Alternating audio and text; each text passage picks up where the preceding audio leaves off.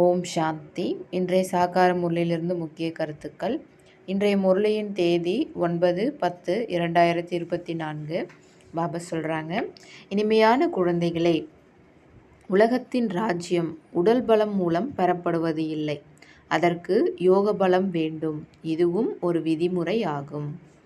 பாபா கேள்வி கேட்குறாங்க, சிவபாபா தன் மீது தானே எந்த மாதிரி வியப்படைகிறார்? அவரை பார்த்தே அவருக்கே ஆச்சரியமாக இருக்கான். அது என்ன அப்படின்னு கேட்குறாங்க. பதில் சொல்கிறாங்க. அப்பா பாபா சொல்கிறார், பாருங்கள் எத்தகைய அதிசயம். நான் உங்களுக்கு படிப்பு சொல்லித் தருகிறேன். இதை நான் யாரிடமும் ஒருபோதும் படித்தது இல்லை. எனக்கு எந்த ஒரு தந்தையும் கிடையாது, எந்த ஒரு ஆசிரியரும் கிடையாது, குருவும் கிடையாது. நான் சிருஷ்டி சக்கரத்தில் மறுபிறவி எடுப்பது இல்லை. பிறகும் கூட உங்களுக்கு அனைத்து பிறவிகளின் கதையை சொல்கிறேன். நான் சுயம் 84 பிறவிகளின் சக்கரத்தில் வருவது இல்லை. ஆனால் சக்கரத்தின் ஞானத்தை மிகச் சரியாக தருகிறேன். அவர் யார்கிட்டையும் போய் படித்தது இல்லை, சேர்ந்த சாஸ்திரங்களுடைய கதையும் கேட்டது கிடையாது, பிறவியிலே வர்றதில்லை. இருந்தாலும் எல்லாருமே நமக்கு தெளிவாக சொல்கிறேன் அப்படின்றார். ஏன் எப்படி சொல்கிறாரு அப்படின்னா, அவருக்கு அந்த சம்ஸ்காரத்தில் இந்த ஞானம் இயல்பாகவே ரெக்கார்ட் ஆகிருக்கு. அதனால் அவர் சொல்கிறார். ஓம் சாந்தி. ஆன்மீக தந்தை குழந்தைகளாகிய உங்களை சுயதர்ஷன சக்கரதாரி ஆக்குகிறார். அதாவது நீங்கள் இந்த 84 பிறவிகளின் சக்கரத்தை அறிந்து கொள்கிறீர்கள். இதற்கு முன் அறிந்து கொள்ளவில்லை. இப்பொழுது தந்தையிடமிருந்து நீங்கள் தெரிந்து கொண்டு விட்டீர்கள். நான் சுயதர்ஷன சக்கரதாரி. ஆனால் நடைமுறையில் 84 பிறவிகளின் சக்கரத்தில் நான் வருவது இல்லை. ஆக இதிலிருந்து புரிந்து கொள்ள வேண்டும், சிவ தந்தையிடம் ஞானம் முழுவதும் உள்ளது. நாம் பிராமணர்கள் இப்பொழுது சுயதர்ஷன சக்கரதாரி ஆகிறோம் என நீங்கள் அறிவீர்கள். பாபா ஆவது இல்லை. பிறகு அவருக்கு அனுபவம் எங்கிருந்து வந்தது? நமக்கோ அனுபவம் கிடைக்கிறது. ஏன்னா நாம் தான் தேவதையாக இருந்தோம். அப்போ பிறவி எடுத்தெடுத்து கலைகள் சக்திகள் குறைஞ்சு இந்த நிலைக்கு வந்துட்டோம் அப்படின்னு நமக்கு அனுபவம் ஆகுது. ஆனால் பாபாவுக்கு உடலே கிடையாது. அப்போ அவருக்கு அனுபவம் எங்கேருந்து கொண்டு வராரு உங்களுக்கு சொல்கிறதுக்கு அப்படின்னு கேட்குறாரு. நடைமுறையில் அனுபவம் இருக்கணும் இல்லையா அப்படின்னு அவரே கேட்குறார். பாபா சொல்கிறாரு, என்னை நீங்கள் ஞானக்கடல்னு சொல்கிறீங்க இல்லைங்களா, ஆனால் நானும் 84 பிறவிகளுடைய சக்கரத்தில் வர்றதே கிடையாது. பிறகு இந்த ஞானம் எங்கேருந்து வந்தது? எனக்கு ஆசிரியர், ஒரு டீச்சர் படிப்பு சொல்லித்தரார் அப்படின்னா அவர் முன்னாடி நிச்சயமாக படிச்சிருக்கணும். அந்த நாலேஜ் இருந்தால் தான் அவர் மற்றவங்களுக்கு டீச் பண்ண முடியும் இல்லைங்களா. இப்போ இந்த சிவபாபா எப்படி படித்தார்? அவருக்கு எப்படி இந்த 84 பிறவி சக்கரத்தை பற்றி தெரிய வந்தது? அவரே 84 பிறவியில் வரலை அப்படின்னும்போது அவருக்கு எப்படி தெரியுது அப்படின்னு அவரே கேட்குறார் கேள்வி. பாபா விதை வடிவமாக இருக்கும் காரணத்தால் அறிந்துள்ளார். அவர்தான் இந்த முழு மனித சிருஷ்டியினுடைய விதை ரூபமாக இருக்கார். அவர் பிறவி சக்கரத்தில் வரல அப்படின்னாலும் அவருக்குள்ளார அந்த ஞானம் இருக்குது. இந்த சிருஷ்டியினுடைய முதலிடை கடையினுடைய ரகசியம், படைப்பவர் மற்றும் படைப்பு பற்றிய ரகசியம் அவருக்குள்ளார இருக்குது. அதை நம்மளுக்கு சொல்கிறார். அவ்வளோதான். பாபா ஏதாவது சாஸ்திரம் படிச்சிருக்கார் அப்படின்றதெல்லாம் கிடையாது. ட்ராமாவுடைய அனுசாரம் அவருக்குள்ளார இந்த ஞானம் அடங்கி இருக்குது. அதை உங்களுக்கு சொல்கிறார். ஆக அற்புதமான ஆசிரியர் ஆகிறார் இல்லையா? இதெல்லாம் நம்ம திங்க் பண்ணி வியப்படையணும் இல்லையா அப்படின்னு கேட்குறார் பாபா. அவருக்கோ எந்த ஒரு தந்தையும் இல்லை. ஏன்னா அப்பா இருந்தால் தான் அவர் மூலயமா பிறவி எடுத்திருப்பார். இல்லைன்னா அப்புறம் டீச்சர்கிட்ட போய் புரிஞ்சுக்கிட்டு இருப்பார். அதெல்லாம் எதுவுமே இல்லை. இருந்தாலும் அவருக்குள்ளார இந்த ஞானம் இருக்குது அப்படின்றார். நீங்கள் அனைவரும் சகோதர சகோதரர்கள். அந்த ஒருவர் எப்படி உங்களுடைய தந்தையாகிறார்? விதை வடிவமாக உள்ளார். எவ்வளவு ஞானத்தை அமர்ந்து குழந்தைகளுக்கு சொல்கிறார். பாபா சொல்கிறார், குழந்தைகளே, அனாதி டிராமாவின் அனுசாரம் எனக்குள் முதலிலேயே இந்த ஞானம் உள்ளது. அதை உங்களுக்கு கற்றுத்தருகிறேன். அதனால்தான் நான் உயர்ந்ததிலும் உயர்ந்த பகவான் என சொல்லப்படுகிறேன். நான் சக்கரத்தில் வர்றதில்லை. ஆனாலும் அவருக்குள்ளார முழு சிருஷ்டியினுடைய முதலிடை கடை பற்றிய ஞானம் இருக்குது. ஆக குழந்தைகளாகி உங்களுக்கு எவ்வளோ குஷி இருக்கணும் அப்படின்றார் அப்பா. அவர் நாலேஜ்ஃபுல், அதாவது ஞானம் நிறைந்தவர் அப்படின்னு சொல்லப்படுறார். ஏன் அப்படின்னா அவர் யார்கிட்டையும் போய் படித்தது கிடையாது. இருந்தாலும் இயல்பாகவே அவருக்குள்ளார இந்த ஞானம் இருக்கிறதுனால. ஆக இது அதிசயம் தானே. அதனால் இது உயர்ந்ததிலும் உயர்ந்த படிப்பு என பாடப்படுகிறது அப்படின்றார். பாபா அடுத்தது சொல்கிறாங்க, இன்றைக்கி 2 விஷயத்தில் குறிப்பாக முக்கியத்துவம் கொடுக்குறாரு. ஒன்று வந்து இந்த விஷயம், அவர் வந்து பிறவி சக்கரத்தில் வர்றதில்லை, யார்கிட்டையும் படிக்கிறதில்ல. இருந்தாலும் அவரை நம்ம ஏன் நாலேஜ்ஃபுல்னு சொல்கிறோம், இந்த ஞானத்தை அவர் எப்படி நமக்கு சொல்கிறாரு அப்படின்ற விஷயத்தையும் சொல்கிறாரு. இதை புரிஞ்சிக்கணும் அப்படின்றாரு. 2வது விஷயமா, இப்போ பிரம்மா பாபா இருக்கார் அப்படின்னா அந்த பிரம்மா தானே நாராயணர் ஆகிறாரு. ஆனால் எல்லோரும் என்ன பண்ணிடுறாங்க, இந்த பிரம்மா தனி ஆத்மா, நாராயணர் தனி ஆத்மா, இப்போ இவர் ஒரு ஆத்மா அவர் ஒரு ஆத்மா, 2 ஆத்மா இல்லையா அப்படின்னு கேட்குறாங்க. பாபா என்ன சொல்கிறாங்க, ஆத்மா ஒன்று தான். அதே ஆத்மா இப்போ பிரம்மாவாக இருக்குது.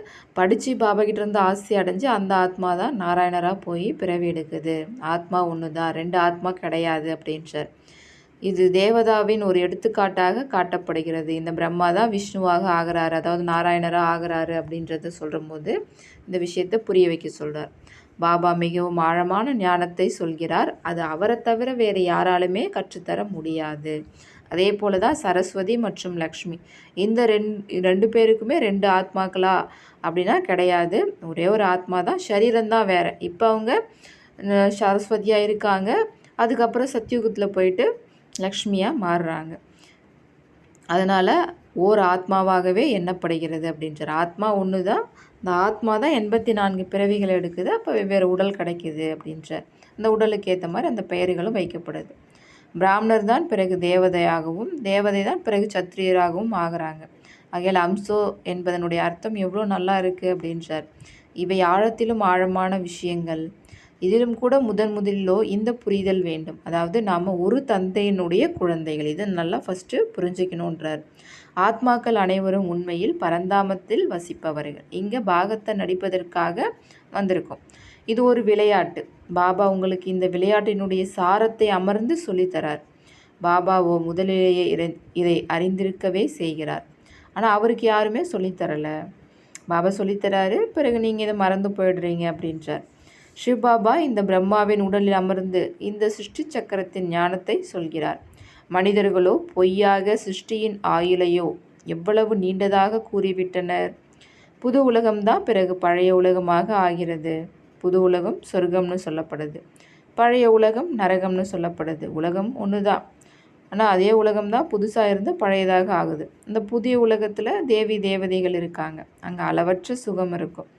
முழு சிருஷ்டியுமே புதுசாக இருக்கும். இப்போ இது பழைய உலகம்னு சொல்லப்படுது. பெயரே அயன் ஏஜ்டு வேர்ல்டு, இரும்பு உலகம். எப்படி இப்போ ஓல்டு டில்லி நியூ டில்லின்னு சொல்கிறாங்க அந்த மாதிரி அப்படின்றார்.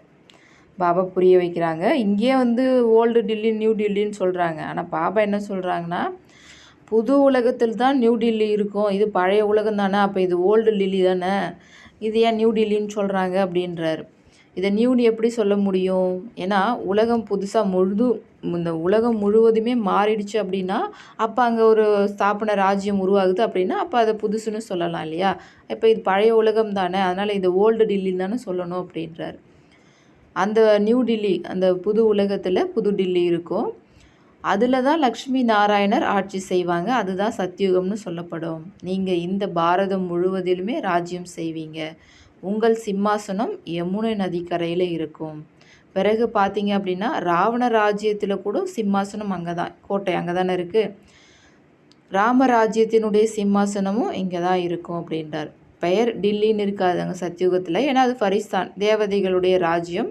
அங்கே ராஜா எப்படி இருக்காங்களோ அவங்க தங்களுடைய சிம்மாசனத்துக்கு ஏற்ற மாதிரி பெயர் வைப்பாங்க அப்படின்றார். எந்தெந்த ராஜாக்கள் ஆட்சி புரிகிறாங்களோ அந்த ராஜ்யத்துக்கு ஏற்ற மாதிரி பெயர் வைப்பாங்க. இந்த சமயம் நீங்கள் எல்லாருமே பழைய உலகத்தில் இருக்கீங்க, புது உலகத்திற்கு போவதற்காக படிச்சுட்டு இருக்கீங்க. மீண்டும் மனிதரிலிருந்து தேவதையாக ஆகிக்கிட்டு இருக்கீங்க. படிப்பு சொல்லித்தரக்கூடியவர் பாபா. இப்போ நீங்கள் சங்கமயுகத்தில் இருக்கீங்க. நீங்கள் பிரம்மாவினுடைய குழந்தைகள், பிரஜைகள் அப்படின்றார். அதனால தான் தங்களை பிகேன்னு சொல்லிக்கிறீங்க.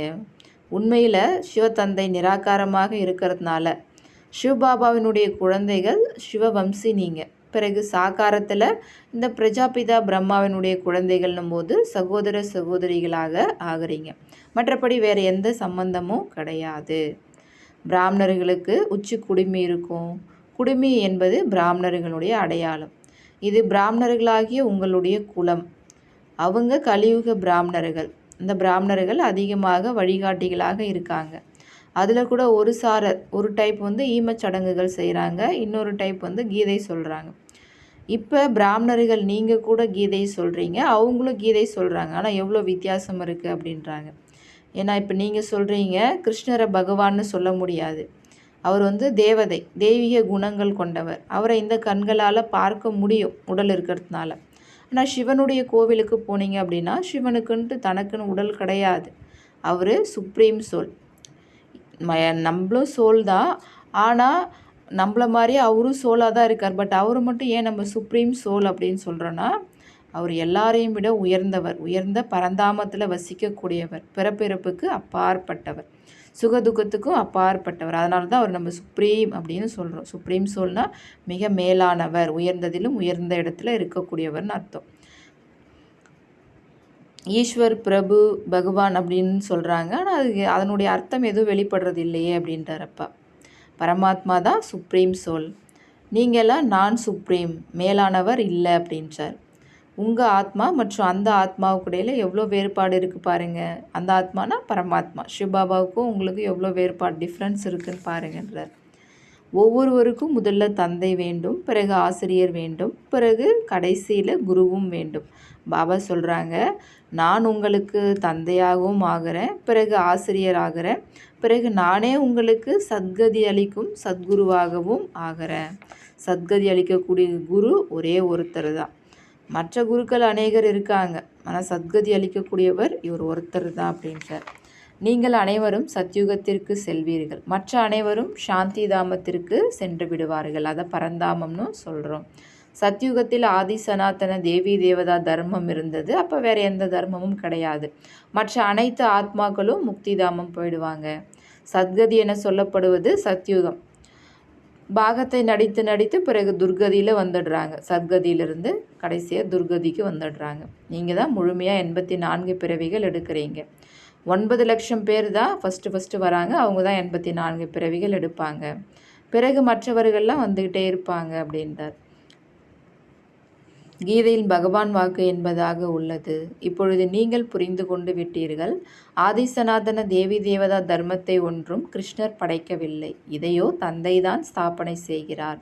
கிருஷ்ணரின் ஆத்மா 84 பிறவிகளின் கடைசியில் இந்த ஞானத்தை கேட்டு பிறகு முதல் நம்பரில் வந்தது.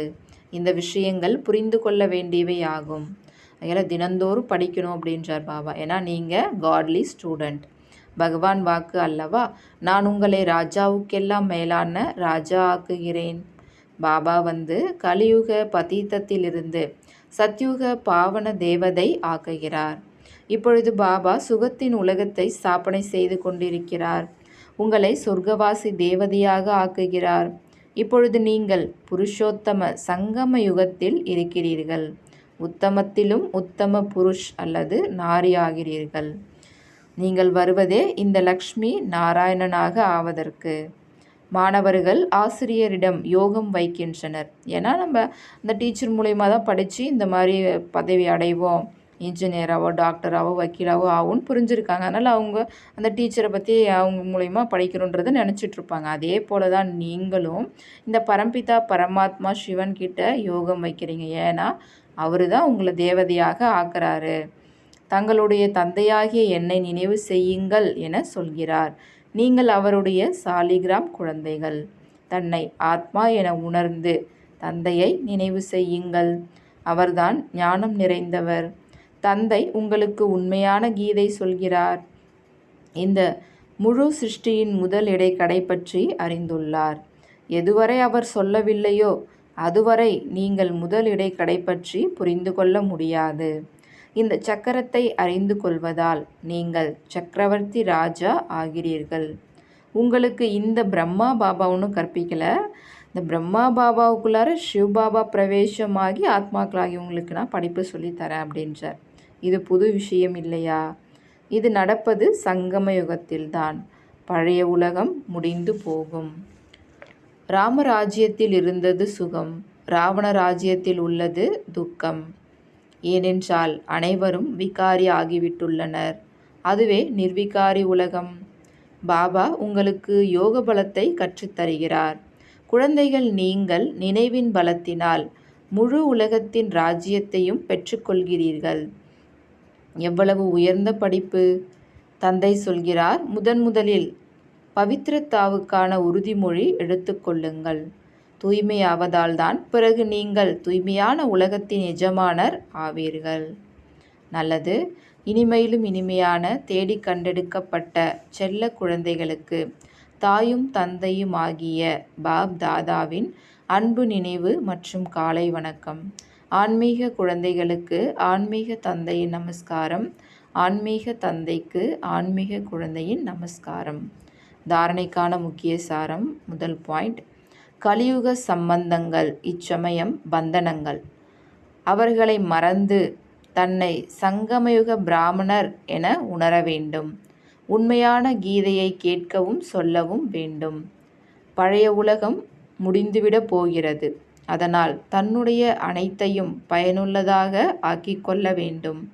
அநேகரின் நன்மைக்காக, மனிதர்களை தேவதை ஆக்குவதற்காக இந்த பாடசாலை அல்லது ஆன்மீக அருங்காட்சியகத்தை திறந்து வைக்க வேண்டும். பாபா வரதானம் தராங்க. பாபாவின் கட்டளை என புரிந்து அன்பால் ஒவ்வொரு விஷயத்தையும் சகித்து கொள்ளக்கூடிய சகிப்புத்தன்மை உடையவர் ஆகுக.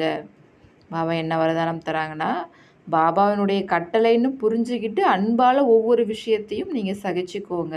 அப்படிப்பட்டவர் தான் சகிப்புத்தன்மை உடையவர் அப்படின்றார். விளக்கம் சொல்கிறாரு. குழந்தைகளில் அநேகர் சொல்கின்றனர், நான் தான் சரி, பிறகும் கூட நான் தான் சகித்து கொள்ள வேண்டியுள்ளது. ஆனால் இந்த சகித்து கொள்வது அல்லது இறப்பதுதான் தாரணையின் பாடத்தில் நம்பர் பெறுவதாகும். எனவே சகித்து கொள்வதில் பயப்படாதீர்கள். எல்லாத்தையுமே நான் தான் இதை சகிச்சுக்கணுமா அப்படின்றதுல பயப்படாதீங்க. இது தாரணையினுடைய பாடம். இதில் ஃபஸ்ட் நம்பர் பெறுங்க அப்படின்றார். குழந்தைகள் பலர் சகித்து கொள்கின்றனர். ஆனால் நிர்பந்தத்தால் சகித்து கொள்வது மற்றும் அன்பினால் சகித்து கொள்வது, இந்த இரண்டுக்கும் இடையில் வேறுபாடு உள்ளது. பிரச்சனையின் காரணத்தால் சகித்து கொள்கிறீர்கள். ஆனால் பாபாவின் கட்டளை சகிப்புத்தன்மை உள்ளவர் ஆகுங்கள். பிரச்சனைக்காக நிர்பந்தத்தின் பேரில் சகிச்சுக்காதீங்க. பாபாவினுடைய கட்டளை அன்பாக கொடுக்குறாங்க. அந்த அன்பின் பேரில் நீங்கள் சகிப்புத்தன்மை உடையவராக ஆகுங்க அப்படின்றார். ஆக கட்டளை என உணர்ந்து அன்பினால் சகித்து கொள்வது என்றால் தன்னை மாற்றிக்கொள்வதாகும். இதற்குத்தான் மதிப்பெண்கள். அப்போ அந்த பாபா கொடுக்கக்கூடிய கட்டளைன்னு உணர்ந்து அன்பால் சகிச்சுக்குவாங்க அப்படின்னா ஃபஸ்ட்டு சுயம் மாற்றிக்கொள்ளுங்க. இதுக்கு தான் மதிப்பெண்கள் அப்படின்றார். ஸ்லோகன். யார் எப்பொழுதும் குஷி என்ற டானிக்கை அருந்துகிறார்களோ அவர்களே ஆரோக்கியமாக இருப்பார்கள். அச்சா. ஓம் சாந்தி.